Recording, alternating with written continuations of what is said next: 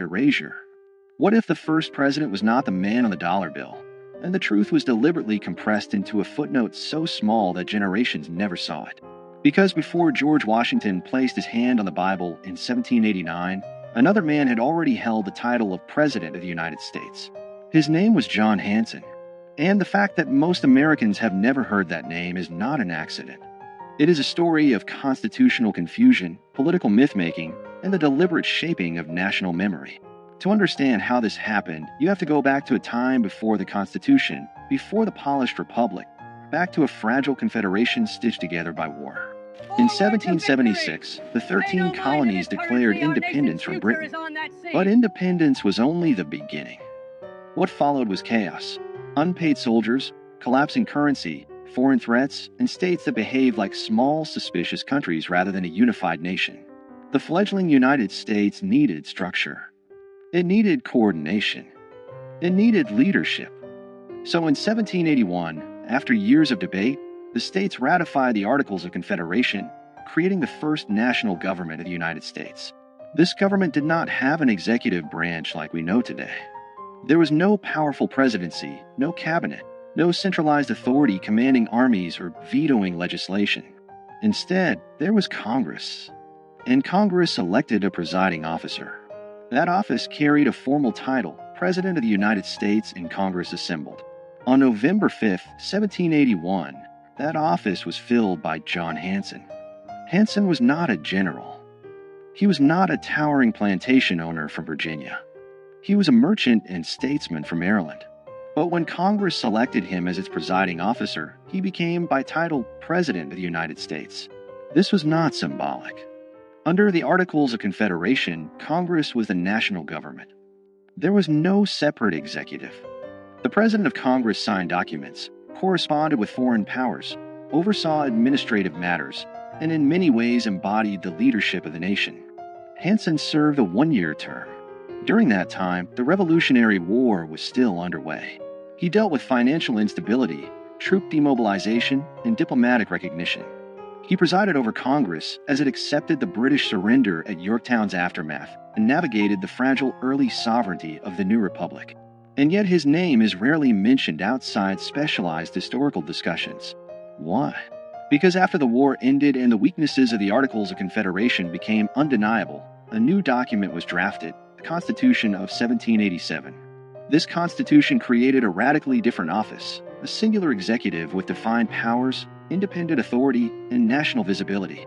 It created what Americans now recognize as the presidency. In 1789, George Washington was elected under this new constitutional framework. He was not the first man to hold the title President of the United States, but he was the first president under the Constitution. That distinction matters. But over time, nuance was erased. The founders themselves understood the difference. They did not consider the presidency under the Articles equivalent to the executive created in 1787. The earlier office was primarily procedural, a presiding officer chosen by Congress, not a nationally elected executive. Yet as American mythology grew, complexity became inconvenient.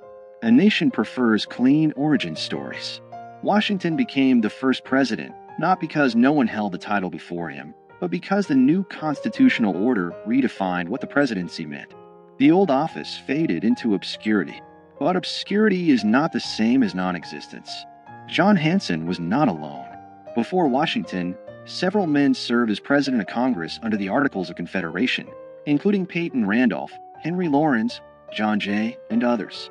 Hanson's distinction lies in being the first to serve a full one-year term after the Articles were fully ratified by all 13 states. And that ratification detail is where the controversy lives. Some historians argue that because Maryland was the last state to ratify the Articles in 1781, and Hanson was elected after that ratification, he was technically the first president of the fully unified United States government. This claim has been amplified in certain circles as proof that Washington was not the first president. But the reality is more layered. The presidency under the Articles had no independent executive power. It had no veto authority. It had no control over a standing army. It was not elected by the people or an electoral college. It was chosen by members of Congress and largely functioned as a moderator and administrator. Calling Hanson the first president in the same sense as Washington would be misleading. Yet erasing him entirely is equally misleading. The shock is not that Washington was not first.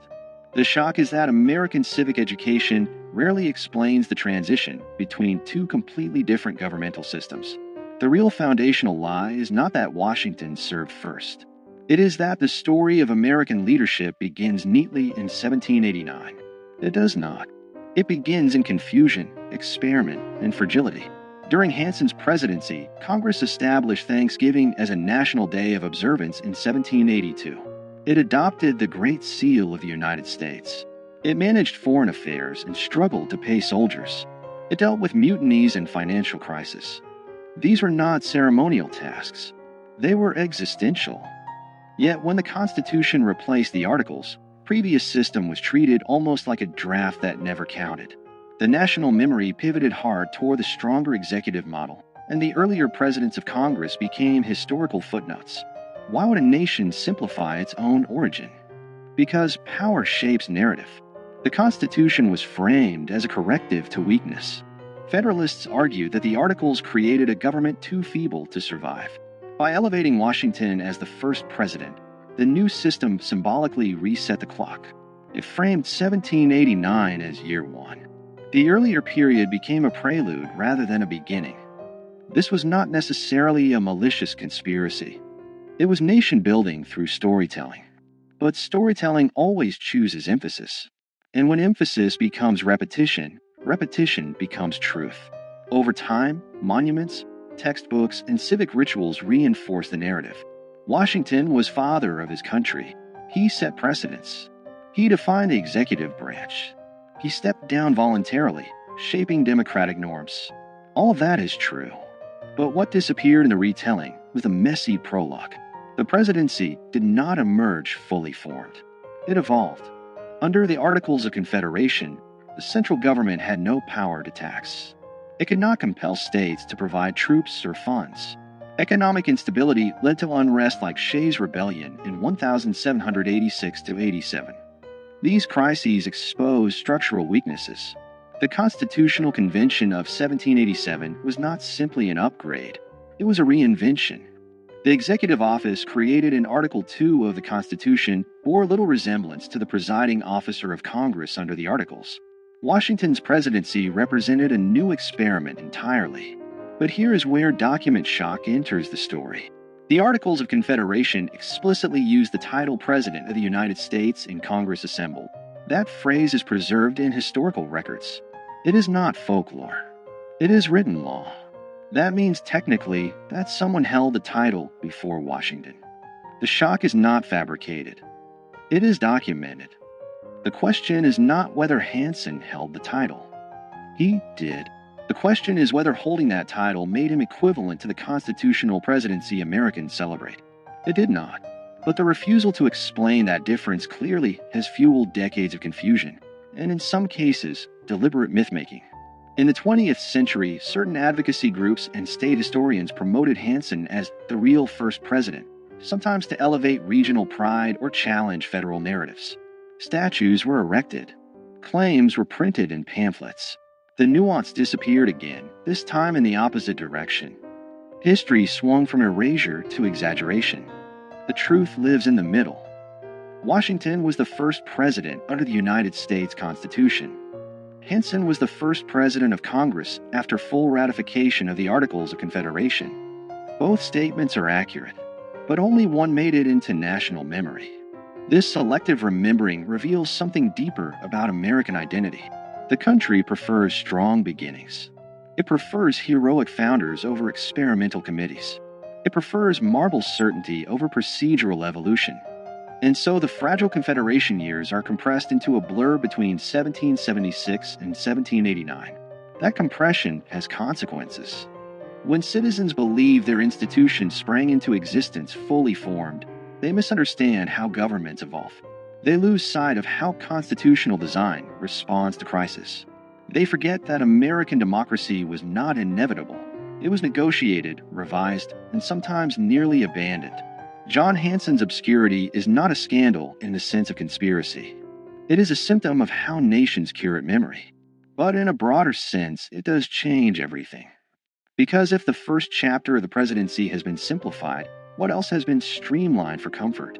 What other transitions have been flattened into clean narratives? The early republic was unstable. The Articles government was weak by design. Many Americans feared centralized authority after living under British rule. The pendulum swung towards state sovereignty, and then swung back when that model proved insufficient. Washington's presidency did not emerge from triumph alone. It emerged from failure.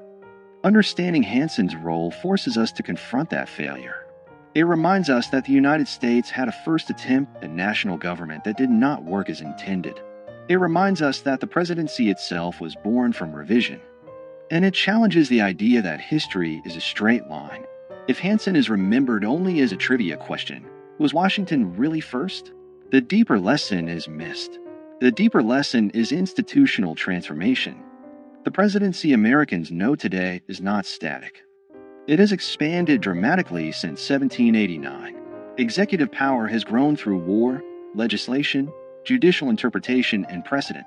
From Washington's cautious leadership to the sweeping authority exercised during the Civil War under Abraham Lincoln, to the global executive power of modern administrations, the office has continuously evolved. Recognizing the earlier presidency under the Articles reveals that evolution in its earliest stage. It shows that titles alone do not define power. Structures do. And structures can change. In the end, the accusation embedded in the story is not that America lied about Washington. It is that America simplified itself. It presented a polished origin instead of a complicated birth. John Hanson's relative obscurity is not an injustice of race or suppression in the way other historical erasures have been. It is a reminder that institutional memory is selective. But selective memory shapes civic understanding. When citizens learn that there was a president before Washington, even if only in a different governmental form, they are forced to reconsider what first really means. They are forced to look closer. And when people look closer at their foundations, they often discover cracks, not fatal ones, but human ones.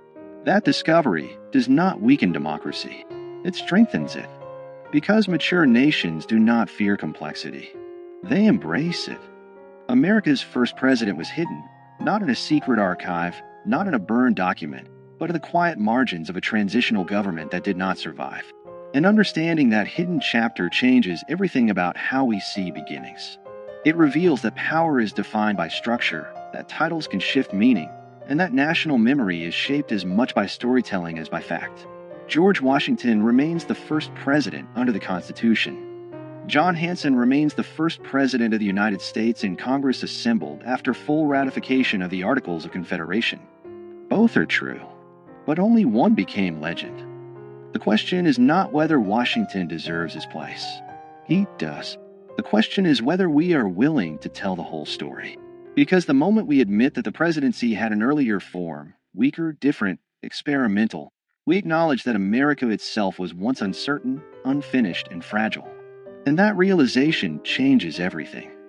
It reminds us that the nation was built not only by giants carved in stone, but also by administrators whose names faded when the structure they served was replaced. History does not always erase with fire. Sometimes it erases with simplification. And sometimes the most powerful revelations are not about scandal, but about structure.